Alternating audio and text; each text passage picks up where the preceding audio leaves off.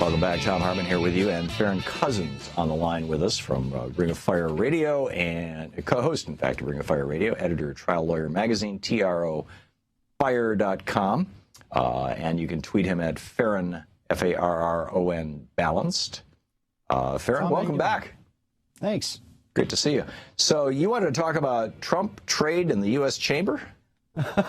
Well, I find it hilariously interesting, actually, that we finally have the U.S. Chamber of Commerce saying, look, Donald Trump is going to be an economic disaster. But they're not saying that for the same reasons that Moody's is saying it. The U.S. Chamber of Commerce is mad that Donald Trump doesn't want the TPP to become a reality, or at least that's what Donald Trump says. I don't buy that for a minute.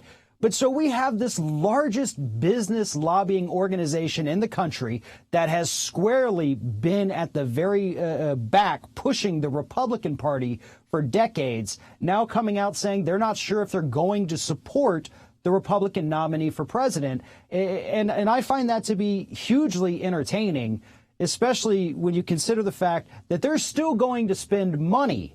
It's just not going to go to Donald Trump, who already has so many financial problems that he may not, be able to keep going as it is right now. Yeah.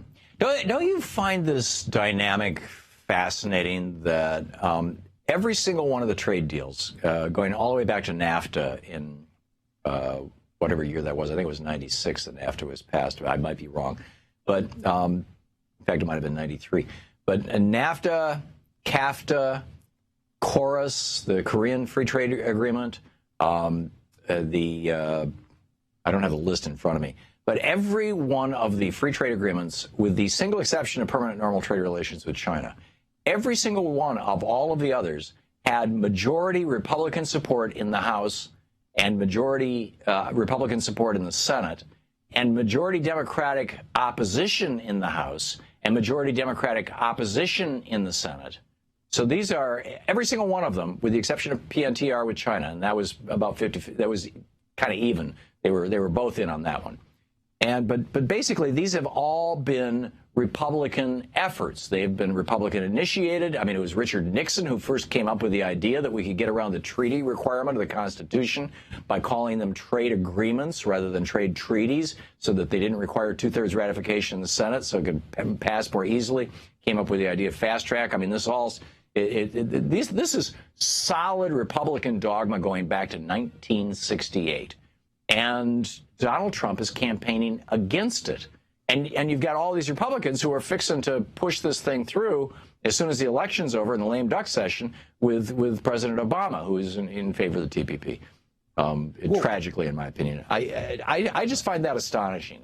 What do you think of that? Well, what Trump's trying to do right now is he knows that last week the DNC platform committee met and they did not adopt the anti-TPP rhetoric into the platform.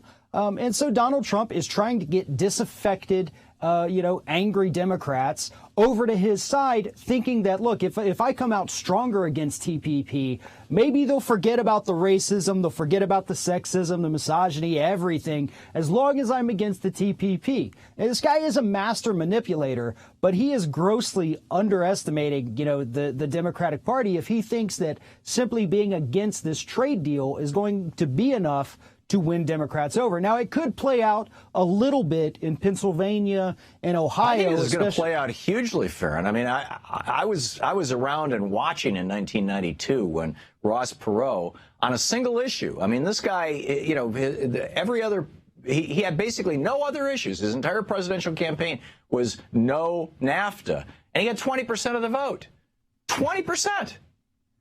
Well, when you look at, Ohio right now, Ohio is a big place that absolutely does not want the TPP. And then yesterday, we get the federal court ruling saying that their voting purges, where they've been taking people who are, quote, inactive off the roll because they didn't vote in the last election or maybe in the last two elections.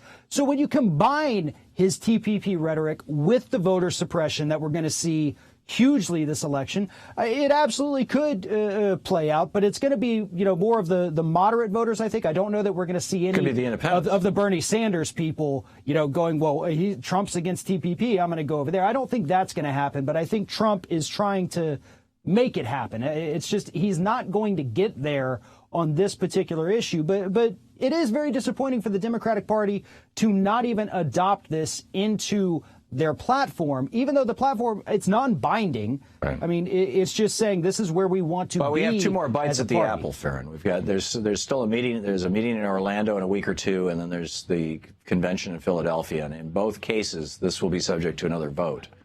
So let's not give up. Yeah, absolutely. I mean, let's hope that the more progressive members of that committee continue to push for this. And part of it has to be they don't want to go against the sitting president. Right. But President Obama has nothing to worry about. He is leaving office. He's obviously not going to run for anything else. So, it's okay to go against the president at this point because we're a new party. We're going to have new leadership. We're going to have new people out there. And it's time to keep moving forward, and that's something that the Democrats do tend to miss is that they're not trying to constantly get better. They're just trying to kind of preserve what's already there. And that's why Bernie Sanders did so well, because it said, let's make things better instead of staying the way we are. Totally agree. Farron Cousins, trofire.com, Farron Balance, at Farron Balance. Farron, thank you. Thank you, Tom. To watch more clips from our programs, hit the Watch More Videos button over here. And please be sure to hit the handy-dandy subscribe button so you'll always be up to date. Tag, you're it.